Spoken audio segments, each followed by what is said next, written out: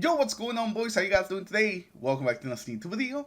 And in today's video, we're going to be taking a look at a build for the Hunter, this time for the Crucible, more specifically for Trials, but it will also work in competitive as well as in normal 6v6 Crucible. This is the build that I'm using in competitive. I think it's going to treat you pretty well in Trials if you're planning going into it this first week for all the new weapons and also the new armor sets. So in today's video, we're going to have a quick overview of the changes that we got with Edge of Fate. We're going to go over the build that I think that you should be running on your Hunter, and then afterwards we'll talk about the stats that you should be focusing just for Crucible in general. So hopefully you guys enjoyed today's video as well as the build, and if you guys do, remember to like and subscribe to the channel in case you guys aren't ready for some more builds. And now let's get into it, and let's actually start with some of the changes that happened to the Crucible with the Edge of Fate. And there's two big changes that came to the Crucible. The first one is the special ammo one. We went back to the meter system, meaning that there's been a lot less special ammo around, which kind of makes things like sidearms, the last word, just close range primary weapons a little bit more deadly, since you don't have to worry about special ammo as often on every single gunfight. You still gotta keep in mind that people are still gonna have shotguns and fusions, but definitely not as often. And then the other big change has to do with the stats and the stat rework that we got with the Edge of Fate. We can no longer improve our mobility, we can no longer improve our resilience, and if you want to invest in your recovery and just how fast you get back into the fight, it definitely takes a lot more points now. And those are gonna be the big changes that we really ran into with the Edge of Fate. We didn't really get anything specific for the Crucible. I think they're saving that towards Ash Ryan. So now let's move on and let's take a look at the build that I've been using lately that I think you guys will definitely like and will have some success with in Trials. So let's go and start with the exotic weapons. Now for exotic weapons, I've mostly been using two of them, the Last Word or the Rat King. They are both very strong, and this one just kind of has a little more synergy with the Rat King because of the invisibility, but both of them are going to be fantastic, and they're going to be close range monsters. It's going to be very hard for them to actually fight back against you and actually be able to compete with your TTK. But sidearms have been crazy and all over the place since the updates, just because they're so good at close range, and the Rat King is one of the best ones. It's a really good weapon just by itself, but then the exotic perks and the exotic catalyst just take it even farther beyond and make it even better. But with the exotic perk making you invisible after getting a kill, and then the catalyst giving you health regen immediately whenever you activate invisibility, this thing is just amazing, and you can take on multiple people back to back to back with the Rat King without really being too much of a struggle. That regen plus the invisibility combo, it is just insane, and you catch people off guard so many different times with the Rat King. So the Rat King's gonna be fantastic, and if you guys have never used this weapon, it is a very easy sidearm to use. As long as you're within your effective range, you're gonna have a very easy time landing those headshots. Now the last word is gonna be another deadly weapon, but if you do miss a headshot, the TTK on it will increase quite a bit, so it is gonna be a little bit harder to use with this. But it is another really good option that can kill people very fast, and like 0.5 TTK fast. Now for our exotic piece of armor, we're going to be running the Graviton Forfeit. This is going to improve our invisibility, meaning that it just lasts for longer, and also whenever we're invisible, our melee is going to recharge faster, our weapons are going to reload faster, and also our class ability is going to be greatly increased, meaning that we get our class ability back faster whenever we're invisible. This is going to make our class ability come back crazy fast. As long as we have our class ability already set to like around 70, we're basically going to be able to spam our class ability a bunch, get up a bunch of invisibility, and this will also affect the invisibility we get from the Rat King itself. So that will also be extended, so we can just constantly close the gap on people and surprise them with the Rat King. Coming at our invisibility with the Rat King and just surprising somebody is super deadly because of just how fast the weapon kills, and usually most people won't have enough time to actually react. And right after you get a kill, you go right back into invisibility just to do it again to somebody else.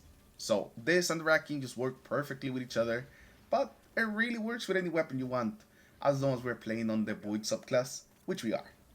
Now for the subclass, we are going to be on the Night Stalker. Like I said, nothing really changed when it came to like balance for the Crucible. So the Night Stalker is still a fantastic class that you definitely want to run on your Hunter. So we're going to be abusing that smoke, that invisibility, to make the life of the enemies just much harder. Now when it comes to your super, you can go with either Shadow Shot or Spectral Blades. I like Spectral Blades a little more, even though they do take a little bit longer to charge, just because I feel like they are very consistent. They very consistently are gonna get you 1-2 kills. Maybe you steep wipe the team. And if you're in a 1v3 situation, your odds are pretty good with the Spectral Blades. Now the Shadow Shot was not as effective. You're pretty much guaranteed to get it every single game. You can shut down supers with it, although that's a little iffy sometimes if the supers are a little too close. Or you can also use shooting at the flag and make sure the enemy stays away from it with the tether.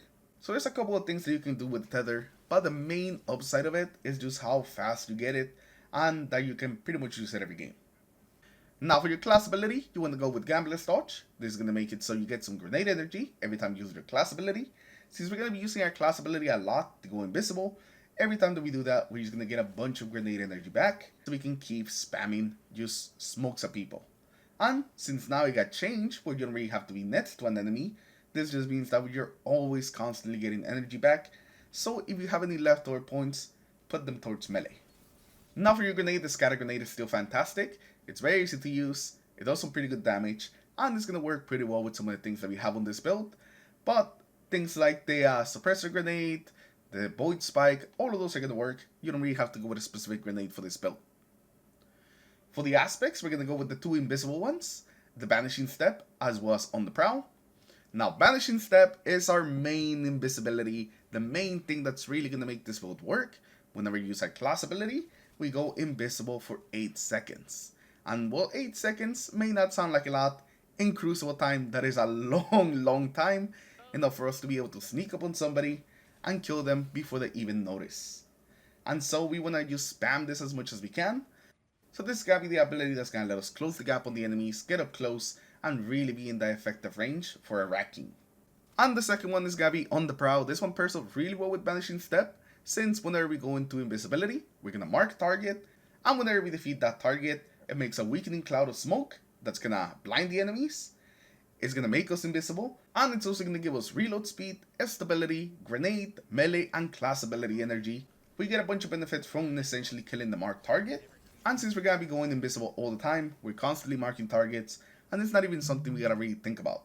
We just get some kills, sometimes like the cloud of smoke pops, we walk through it, gain invisibility again, get a bunch of energy back, or our teammates can all go through the smoke as well, and now we're just all invisible. If we kill an enemy and they're right next to a teammate, then they're also going to be immediately in the smoke, meaning that it's going to be a lot easier to take on their teammate and just be able to deal with them. Now for our fragments, we're going to have the Echo of Vigilance. This is going to give us an overshield whenever we defeat an enemy when our shields are broken. And this is going to make it much easier to take on people with some follow-up fights, especially with the racking. Because the racking is also going to start our health regen whenever we reload. So a lot of times we're going to be able to get our health back while still having the overshield and basically just take on somebody with more health. Meaning that we're actually even more dangerous in follow-up fights than we are just at the very beginning. So oftentimes you run into the situation where the teammate pushes you, think that you're maybe one shot, but they actually run into you with full health and an overshield. Meaning that they're probably going to have a pretty bad time. After that, we're going to have the Echo Dilation, meaning that whenever we crouch, we get enhanced radar resolution, and we also move faster when crouching. As well as getting a plus to our weapons and our super. The increase, the super, and the enhanced radar is really what we care about with this one. The other things are nice, they're definitely not must-haves, especially the weapons. The weapons are not really going to come into play with this weapon specifically that we're talking about today. After that, we're going to have the Echo of Leeching, meaning that every time that we get a melee final blow, it immediately starts health regen. This one's just really good. A lot of times you get into some melee fights, so being able to use immediately regen back up to full is fantastic. And just like it does with the racking, if you get a kill with your melee, and you proc your Echo of Vigilance as well, you'll be full health with that overshield. After that, we're going to have the Echo Explosion, void ability final blows, cause targets to explode. This is pretty nice. It can add a little bit of extra damage, especially if enemies are like right on top of each other. So if you kill somebody with a grenade, then they'll explode and do some more damage to their teammates. This has actually gotten me multiple kills in modes like Trials and Competitive. People don't expect it, but it's very nice. It can definitely get you some surprise kills, but most of the time I just expect a little bit extra damage. And the extra 2 super stat, again, is going to be very nice, and it's going to make reaching that 100 super much easier. And the final one that we're going to be taking a look at is going to be the Echo of Obscurity. Now this one's not really a must-have. You can put this on if you don't have 70 class ability yet. There's a very easy way to use get plus 10 to your class ability, but if you already have 70 or above 70 like I do in this case, then you don't really need this one. You can go with a different fragment that you may like, although to be completely honest, besides the ones that I already mentioned, there's not like any must-have fragments that I would say that you really need on this. Now for the other special weapon that you want to pair this up with, fusion rifles work pretty well. They give you a little bit extra range, since both of our weapons that we talked about today are very close range weapons. So having a fusion rifle in your energy slot is going to give you a bit of extra range, and I think it works much better than a shotgun. So go for a nice fusion rifle you like here. The silenced is still amazing, since like I said, the weapons themselves didn't really change in Crucible, so all of the great fusion rifles are still pretty great. Now for the artifact this season, there's not really going to be that many things that are really going to affect us in the Crucible, but there's a couple that might help us. Things like Shield Crush, since we are going to have an overshield every now and then, meaning that our melee is going to be recharging faster. Elemental Coalescence, meaning that every time that we defeat targets, we have a chance to create some elemental pickups. Elemental Benevolence does work with On the Prowl. Whenever you make people invisible, it gives you some class ability energy back. And then lastly, Reciprocal Draw, meaning that whenever we get some kills with our other weapons besides our sidearm, it's going to give our sidearm some increased damage next time we draw it. And I'm not sure if this one actually works in Crucible. I completely forgot about this mod, so it might not be something that works in Crucible. Since we already don't have that many mods, it doesn't hurt to put it on and check if it actually does. And lastly, let's talk about the stats and what you want to run this build. The main stats that you want to focus on are going to be health and super, with a bit of class in there, but the main one that you're going to focus on and the one that you're going to take over 100 definitely has to be health. Whenever you go over 100, it increases your shield recharge rate, meaning that it improves your recovery. And you're basically looking at 150 to 160 when it comes to health. That's the goal you want to hit, so you have around 10 recovery in the whole system. So if you've been playing Crucible and you've been thinking, man, this recovery sucks, I have to stay back here and just not fight anyone for such a long time, invest into health.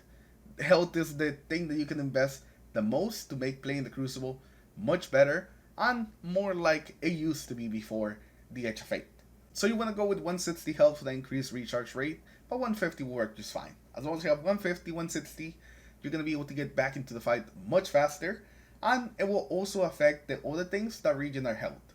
So whenever we reload with our Rat King, whenever we kill something with our melee, the health is just going to recharge much faster, and you're going to be able to get into the fight much faster. Now the other one that you 100% want to have for any mode, doesn't matter what you're playing, as long as you're playing Crucible, is going to be super. Actually, super is just kind of important for everything.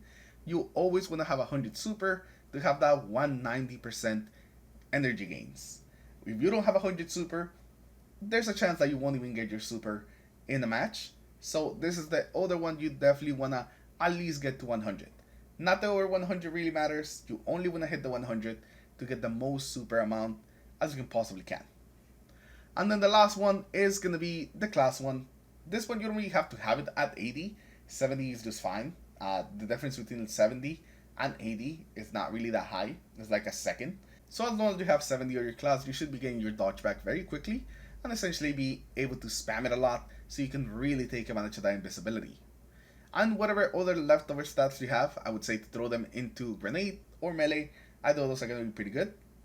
And I know because somebody's going to mention the weapons that matters for certain archetypes that you can push and decrease the TTK with the weapon stat, but with some other ones it won't really do anything. And this is one of those type of weapons that the weapon stat won't really do anything for us, so we're not really focusing on the weapon stat at all, we're just kind of ignoring it. So these are going to be the main stats you want to focus on. As long as you have something similar to this, you're going to have a pretty good time, be able to get your super, be able to regen your health much quicker, and of course spam that invisibility. And with that, that's going to be the end of the build, boys. Like always, there's going to be a dim link in the comments below in case you want to just auto-equip all this stuff. And the dim link will also have all the armor mods that come with the build, although they're not really anything special. They're just pretty similar to what they used to be, since the mods for the Crucible didn't really change that much, except for the boots, where they're having enhanced athletics now for increased movement speed and base height. But that's like the only thing that really changed from pre-Edge of Fate. And now, let's talk a little bit about like the gameplay loop that you want to do with this build.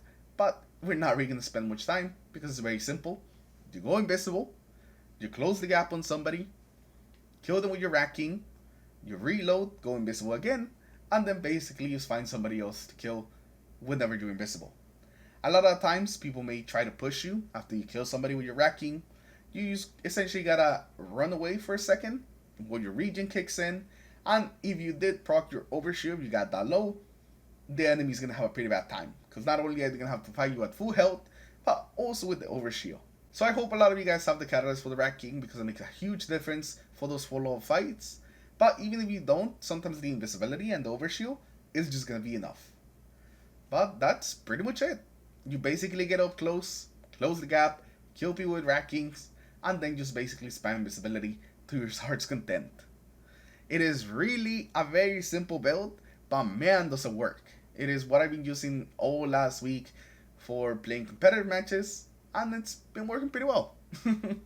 So hopefully you guys enjoyed the video, hopefully you guys liked the build, and good luck with trials this weekend. Hopefully you guys get some good weapons, and I'll see you guys in the next one. Take care everyone, have a good rest of your day, peace.